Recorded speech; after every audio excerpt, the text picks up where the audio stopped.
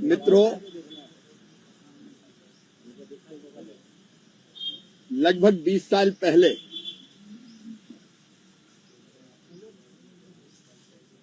मनरेगा योजना अस्तित्व में आई थी। उसके पहले भी कई रोजगार से संबंधित योजनाएं, संपूर्ण ग्रामीण रोजगार योजना, काम के बदले अनाज योजना, जवाहर रोजगार योजना, एक के बाद एक आई, कुछ समय काम किया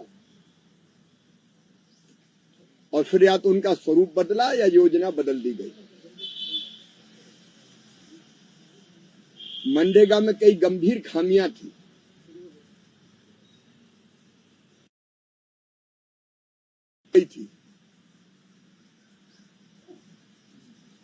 मजदूरों के बजाय मशीनों से काम, कॉन्ट्रैक्टर से काम, ओवर एस्टिमेट बनाना, काम का वैल्यूएशन ठीक नहीं होना, एक ही काम को बार बार कर देना, कई तरह की चीजें ऐसी आती थी जिन पर लगभग 1 साल से विचार चल रहा था। अंततः फैसला ये हुआ कि अब इस स्वरूप में योजना का चलाना ना तो विकास के लिए कारगर सिद्ध हो रहा है, न मजदूरों के लिए उपयोगी। और इसलिए विकसित भारत जी राम जी अभी संसद में इस बिल को लाके पारित करके कानून बना है, एक्ट बना है। मैं एक बार फिर दोहराना चाहता हूं आपके माध्यम से, इसमें मजदूर को रोजगार की गारंटी 100 से बढ़ा के 125 दिन की गई है। और ये केवल ऐसे ही नहीं की गई कि कह दिया। ये आगामी वित्तीय वर्ष में जो प्रस्तावित बजट प्रावधान है वो भी 1,51,282 करोड़ रुपया किया गया है। पिछले साल 88,000 करोड़ था केवल। जब 100 से 125 दिन मजदूरी करनी है तो उसके लिए वित्तीय प्रावधान आवश्यक है, वो किए जा रहे हैं। केंद्र का अपना हिस्सा बढ़ के भी अकेले 95,000 करोड़ रुपए से ज्यादा होगा। और ये तो पहला साल है, आवश्यकता के अनुसार ये बढ़ेगा भी। लेकिन ये देखा गया था कि मनरेगा के कारण मनरेगा में इतनी विशाल धनराशि खर्च करने के बावजूद भी उस धनराशि का उपयोग गांव के सुनियोजित विकास में नहीं हो रहा था। विकसित भारत ये संकल्प है प्रधानमंत्री जी का, देश का ही संकल्प है ये। और उसके लिए जरूरी विकसित गांव के बिना विकसित भारत बन नहीं सकता। और इसलिए विकसित भारत जी राम जी योजना को विकास से जोड़ने का काम भी हुआ। ग्राम पंचायत गांव के समन्वित विकास का प्लान तैयार करेगी और ग्राम पंचायत और ग्राम सभा जो काम तय करेगी, जो गांव के विकास के लिए आवश्यक है, वही काम इस योजना के अंतर्गत किए जा सकेंगे। और इसमें 4 तरह के प्रमुख काम: जल संरक्षण के काम, गांव का इंफ्रा, स्कूल, सड़क, पुल पुलिया, अस्पताल, आंगनवाड़ी का भवन, आजीविका मूलक काम, अगर सेल्फ हेल्प ग्रुप को वर्किंग सेट चाहिए, कोई प्रशिक्षण का स्थान चाहिए, एफपीओज को या पैक्स को कोई अलग संरचना चाहिए काम के लिए, तो वो भी निर्माण किया जा सकता है। और चौथा, आपदा प्रबंधन के लिए अगर किसी काम की जरूरत है ड्रेनेज का सिस्टम हो, रिटेनिंग बाल हो, उस तरह की संरचनाएं भी तैयार की जा सकती है। लेकिन ये सब करेगी गांव की ग्राम सभा और ग्राम पंचायत। अब पहले साल ही 1.5 लाख करोड़ रुपए से ज्यादा का प्रावधान होगा, तो आप अंदाज लगाइए 5 साल में 7.5 लाख करोड़ से ज्यादा रुपया खर्च होगा। अगर ये ढंग से गांव के विकास में खर्च हो जाए तो मजदूर को मजदूरी मिलेगी और गांव का स्वरूप बदल जाएगा। एक और विशेष प्रावधान इसमें यह किया कि कई बार कुछ पंचायतों में काम बहुत हो जाते हैं, वो विकसित है, और कई पंचायतें जो दूर दराज के क्षेत्रों की है, वह अपेक्षाकृत कम विकास के काम हुए। तो विकास के काम और रोजगार के अवसरों की आवश्यकता के हिसाब से ABC 3 ग्रेडिंग पंचायतों का होगा। मतलब जहां सबसे ज्यादा काम की जरूरत है वो, एवरेज काम की जरूरत है वो, और जहां काम की जरूरत बहुत कम है वो। और उन पंचायतों को राज्य ही ग्रेडिंग करेगा और आवश्यकता के हिसाब से ज्यादा धनराशि आवंटित कर सकेगा जहां ज्यादा जरूरत है काम की। अभी बेरोजगारी भत्ते का प्रावधान तो था, लेकिन आधा अधूरा अधकचरा था, उसको पुख्ता करने की कोशिश की गई है। और कई बार मजदूरी में देर होती थी तो विलंबित मजदूरी के लिए कोई अतिरिक्त भुगतान नहीं होता था, उसका प्रावधान भी इसमें किया गया है। और एक बात और कि कई बार जो काम में लगने वाला स्टाफ था, रोजगार सहायक, मैट या टेक्निकल स्टाफ, उसकी तनख्वाह नहीं मिलती थी। 2-2, 3-3, 4-4 महीने शिकायतें आती थी हमको, और इसलिए इसमें प्रशासनिक व्यय को 6% से बढ़ाकर 9% किया है। अगर 1,51,282 करोड़ में से 9% आप देखें तो 13,000 करोड़ से ज्यादा होता है। इससे जो इस योजना के काम में लगा हुआ स्टाफ है उसको समय से सैलरी का भुगतान सुनिश्चित हो सकेगा। लेकिन इसमें कई तरह की गड़बड़ों की शिकायतें आती थी। मैं पंजाब भी गया था तो पंजाब के मजदूरों ने शिकायत की कि उनको तो मजदूरी मिलती नहीं, ठेकेदारी काम कर रहे हैं।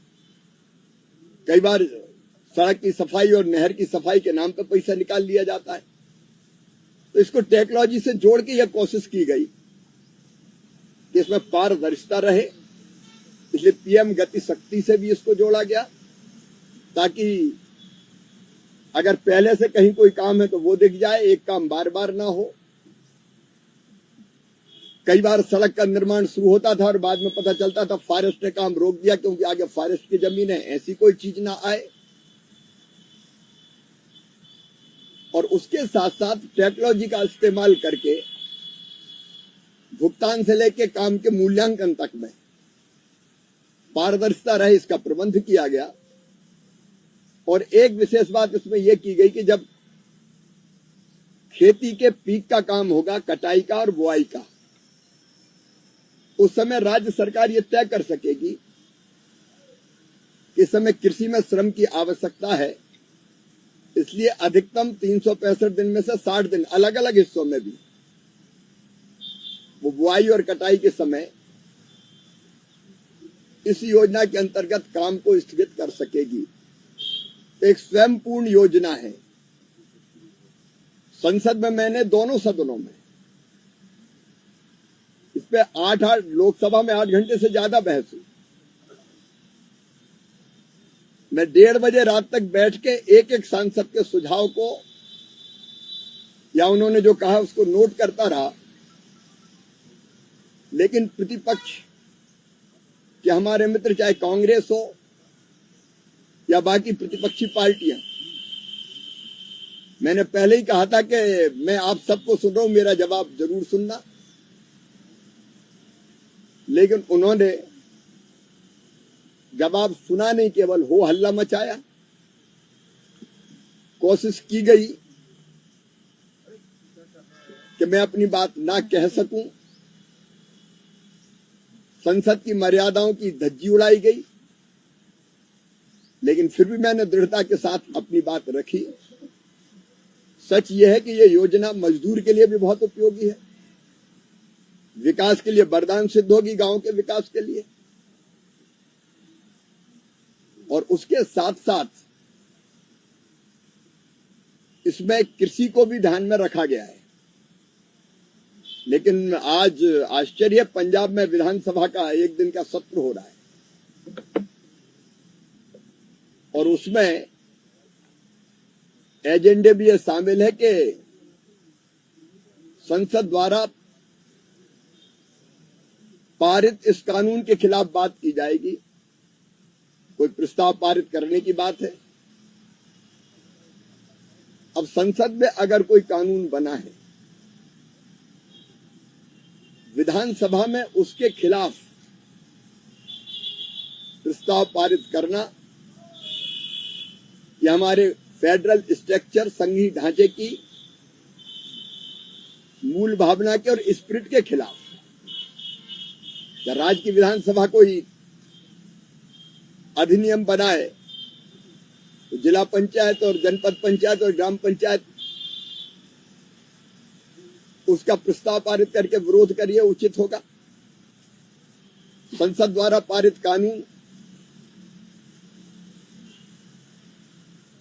उसको मानने के लिए सारे राज्य हो, केंद्र हो, उनकी प्रतिबद्धता रहती है। ये पंजाब सरकार या पंजाब विधानसभा में जो बाकी दल कर रहे हैं, ये अलोकतांत्रिक है, अमर्यादित है, संविधान की मूल भावना के खिलाफ है, ये अंध विरोध है। हमें तो केवल विरोध करना है, इसके लिए विरोध करेंगे। आप चर्चा में जवाब ना सुनो और प्रतिपक्ष इतना जिम्मेदार हो जाए, विशेषकर कांग्रेस, कि इतने महत्वपूर्ण बिल पर नेता प्रतिपक्षी लोकसभा से गायब रहे, संसद से गायब रहे। जब संसद में चर्चा होगी गायब रहेंगे, चर्चा का उत्तर सुनेंगे नहीं,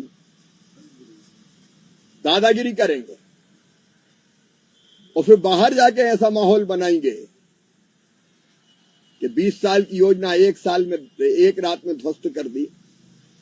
क्या कांग्रेस ने जवाहर रोजगार योजना की जगह दूसरी योजना लेके नहीं आई? एक नहीं, अनेकों बार योजना बदली गई है रोजगार। और पंजाब में तो इतने करप्शन के मामले हैं। अभी मैं रिपोर्ट देख रहा था, ये पंजाब में सोशल ऑडिट 13,304 ग्राम पंचायतों में से केवल 5,915 में हुआ। लगभग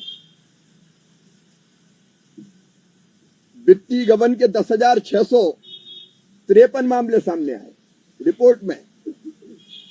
10,653 मामले, उनमें कार्रवाई नहीं की गई। सड़क की सफाई और नहरों की सफाई के नाम पर पैसा निकाल लिया गया, ओवर एस्टिमेट बनाए गए। फिर केंद्रीय टीम ने जांच की और वसूली की अनुशंसा की कि इतनी राशि का गबन हुआ है, उसकी वसूली भी नहीं की। जिनने ये भ्रष्टाचार किया, दिशा निर्देशों का पालन नहीं किया, उनके खिलाफ कोई कार्रवाई नहीं हुई। कई अपात्र गतिविधियां जो मनरेगा में अलाउड ही नहीं थी, झाड़ी सफाई, मिट्टी भराव, नहर निर्माण, कुछ तो भी कर दिया। अनियमित व्यय किया है। मजदूर वहां शिकायत कर रहे हैं कि हमें तो मजदूरी मिलती नहीं। अब भ्रष्टाचार दूर करने के लिए काम नहीं करते, अगर पकड़ा जाता तो कार्रवाई नहीं करते। और संसद में प्रस्ताव पारित करने की बात, विधानसभा में कानून के खिलाफ प्रस्ताव पारित करने की बात करते हैं। ये अलोकतांत्रिक है। हम इसकी घोर इस सोच की मैं निंदा करता हूं योजना को लेके सरकार सारी स्थितियां स्पष्ट कर रही है। ये बहुत उपयोगी योजना है। प्रधानमंत्री जी को मैं इस कानून और योजना के लिए बधाई देता हूं और विपक्षी दलों के मित्रों से यह आग्रह करना चाहता हूं कि अंध विरोध करने के बजाय इस योजना का उपयोग राज्य के मजदूरों के हित में करें, गांव के विकास के लिए करें। इस योजना को ढंग से जमीन पर उतारकर अपने राज्य के ग्रामीण क्षेत्र के विकास, मजदूर और किसान कल्याण के काम में वो जुटे।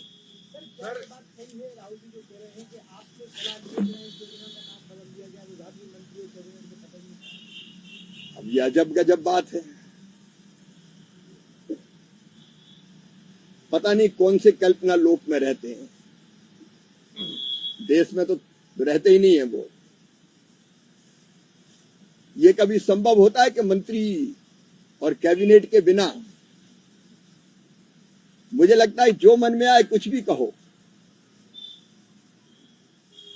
कहना भरे, वो भ्रम फैलाने की कोशिश कर रहे हैं। सर, कांग्रेस पूछ रही है कि क्या केंद्रीय कृषि विभाग गुड़ के बीज तैयार कर रहा है? कांग्रेस पूछ रही है सर। और इस पे आजकल वायरल काफी रील्स भी, एक वीडियो आपका भी चल रहा है कि उनको पता ही नहीं है कि गुड़ की खेती लेकर है। ये तो एक जमाना था जब एक स्वर्गीय प्रधानमंत्री जी हो या हमारे राहुल बाबा हो, उनने इस तरह की कई टिप्पणियां की थी, तो मैंने तो उनके बारे में कहा था। दिग्विजय सिंह का आरएसएस प्रेम बार-बार सामने आ रहा है। ये योजना केंद्र सरकार की है। आप कह रहे हैं भ्रष्टाचार होता है, फिर जो उस पर कार्रवाई करना राज्यों की जिम्मेदारी होती है। अब जो विपक्षी जो राज्य है वहाँ पर कैसे आप रोकेंगे, और जो भाजपा के जो राज्य है वहाँ पर कैसे? देखिए, जहां भी शिकायत मिलती है,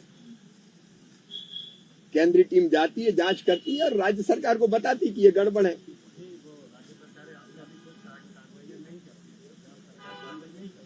इसलिए तो अब कार्रवाई की जरूरत नहीं पड़े, योजना ही ऐसी बना दो कि जिसमें गड़बड़ ना हो सके।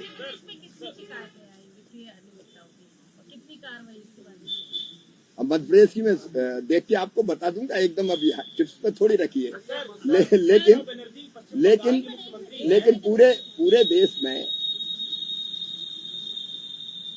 कई जगह से इस तरह की शिकायतें आई। राज्य सरकार को भी कहा गया कि वो जांच करके कार्रवाई करे और केंद्र सरकार की टीम ने भी अनुशंसा की कि यहाँ कार्रवाई की जानी चाहिए अलग अलग राज्यों में। सर, केंद्र मंत्रालय ने मध्य प्रदेश के मुख्य सचिव को 12 नवंबर को पत्र लिख के कहा था कि आपको आईएसआई से खतरा है, लेकिन उसके बावजूद 1 महीने तक किसी तरह से सिक्योरिटी नहीं बढ़ाई। 1 महीने बाद आपकी सिक्योरिटी बढ़ाई गई। क्या मेरा ध्यान अपनी तरफ नहीं रहता, अपना तो एक ही काम है, अपनी जनता की सेवा। जो दिया गया काम है उसको ठीक ढंग से पूरा करना। जो काम मेरा है ही नहीं, मैं उसकी चिंता क्यों करूं? पश्चिम बंगाल की मुख्यमंत्री ममता बनर्जी अब मंदिरों की आधारशिला रख रही हैं और कह रही हैं कि मैं तुष्टिकरण की राजनीति नहीं करती, धर्मनीति। जब चुनाव याद आता है तब मंदिर याद आते हैं। मैं ये मानता हूं कि मंदिर हो या बाकी धार्मिक गतिविधियां, ये आस्था के विषय होते हैं। जब इन सब धार्मिक संस्थाओं पर हमले होते हैं तब ये लोग चुप रहते हैं। चुनाव आते ही कई लोग त्रिपुंड लगाने लगते हैं, हनुमान चालीसा का पाठ करने लगते हैं, दुर्गा सप्तशती का पाठ याद आता है। मैं समझता हूं कि जनता इस सच को जानती है। अमित शाह जी ग्वालियर आए थे और उन्होंने कहा कि दिग्विजय सिंह के समय मध्य प्रदेश एक बीमारू राज्य था। शिवराज जी हमारे मुख्यमंत्री हैं जो लंबे समय तक मध्य प्रदेश के मुख्यमंत्री रहे, उन्होंने मध्य प्रदेश को बीमारू से बाहर निकाला। और जो मोहन यादव जी है वो शिवराज जी से ज्यादा ऊर्जा से मध्य प्रदेश को विकसित राज्य बना रहे हैं। हाँ, वो तो बहुत तेज गति से काम कर रहे हैं, मुझसे कई गुना ज्यादा ऊर्जा है उनमें, तो ऊर्जा और बढ़े और वो प्रदेश की बेहतर सेवा करते रहें, यही मेरी शुभकामना है। शिवराज जी, आपने जो भी आपके कार्यकाल में जो भी आयोग बनाए थे, जो भी एक सुविधाएं चालू करी थी, उसमें बहुत सारी योजनाओं में निस्ताबूत वाली स्थिति हो गई है। जैसे सामान्य वर्ग का आयोग गठित करा था आपने, कल मैंने मंत्री जी से पूछा लेकिन जवाब नहीं मिला। तो वो 2 साल से सिर्फ बोर्ड लगा हुआ है, वहाँ पे किसी प्रकार की कोई गतिविधि नहीं है, कोई अब वो तो जवाब मंत्री जी ही देंगे।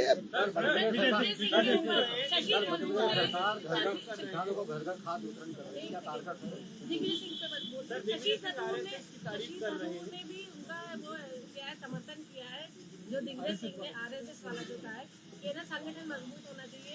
जो दिग्विजय सिंह जो बात कह रहे हैं वही शशि थरूर ने कुछ और अब कांग्रेस में 2 तो इसमें मुझे क्या कहना है यार, दिग्विजय जी से पूछिए। मैं तो दिग्विजय सिंह जो तारीफ कर रहे हैं सर, तारीफ जो कर रहे हैं दिग्विजय सिंह, संयुक्त की तारीफ कर रहे हैं। मंत्री की तरफ से ऑफर मिल चुके दिग्विजय सिंह को, आप क्या कहना चाहेंगे? मैं कुछ नहीं कहता, अपने बुद्धि और विवेक से काम करते हैं। बीजेपी में आ जाना सर, इसमें चाहिए। निश्चित समयावधि की रोजगार गारंटी कैसे सुनिश्चित करेंगे? कि आपकी जो नई योजना है, इसमें निश्चित समयावधि की जो रोजगार गारंटी की बात सरकार कर रही है, वो कानून में ही सुनिश्चित की गई है कि रोजगार देना पड़ेगा, नहीं दिया तो बेरोजगारी भत्ते का पुख्ता प्रावधान है। शिवराज जी, मध्य प्रदेश गान भी बंद हो गया आपके जाने के बाद। मध्य प्रदेश गान तो होता रहना चाहिए, होना ही चाहिए रेगुलर और रूप से, महाकुंभ क्योंकि चल रहा है सरकार का अभी प्रेस वार्ताओं का, उसमें 2 साल की ही उपलब्धियां आ रही है, ऐसा क्यों? इसलिए कि नई सरकार को 2 साल पूरे हुए हैं, तो जो सरकार आती है वो उनका जितना कार्यकाल होता है उसको बताती है, उसमें क्या दिक्कत की बात है। अब वो 50 साल का थोड़ी बताएगी कि उनने ये किया और उनने ये किया। सर मनरेगा में जैसे फर्जी मास्टर रोल जो होते थे, तो क्या इस योजना में इसका प्रावधान नहीं हो पाएगा? इसमें टेक्नोलॉजी का इस्तेमाल करके ये प्रयास किया है कि इस तरह की गड़बड़ न हो पाए। ये ठीक है, जी राम जी, शिवराज जी, जी राम जी जो नाम रखा गया है, अब जयराम जी की सर